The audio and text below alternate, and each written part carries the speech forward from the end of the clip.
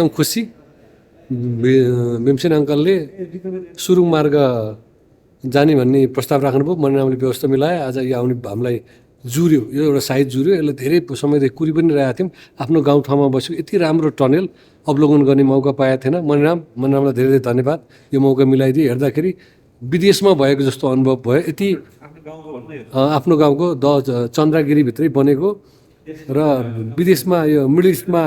टनेलमा छिरेको जस्तो अनुभव भयो मलाई अत्यन्तै स्वर्गीय आनन्द दियो भनेपछि टेक्नोलोजीले कतिसम्म गर्ने रहेछ भन्ने कुरा यहाँ आएपछि छर्लङ्ग भयो भीमसेन अङ्कललाई पनि धेरै धेरै धन्यवाद कुरा उठान गरिदिनु भयो राममणि मणिरामलाई पनि धेरै धेरै धन्यवाद उपेन्द्र अङ्कल दिनेश दाई आज असाध्यै राम्रो भयो हाम्रो गुरुजी दाईलाई पनि धेरै धेरै धन्यवाद यति राम्रो काउन्सिलिङ गरेर हामीलाई आइडिया दिनुभयो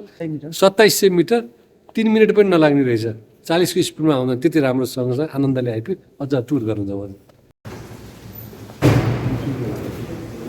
काम हुँदैछन्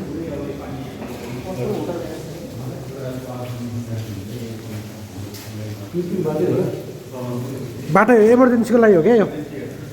चाहिँ ओन्ली इमर्जेन्सी जस्तै कतै गाडी फस्यो यताउति भन्ने त्यसको लागि हो क्या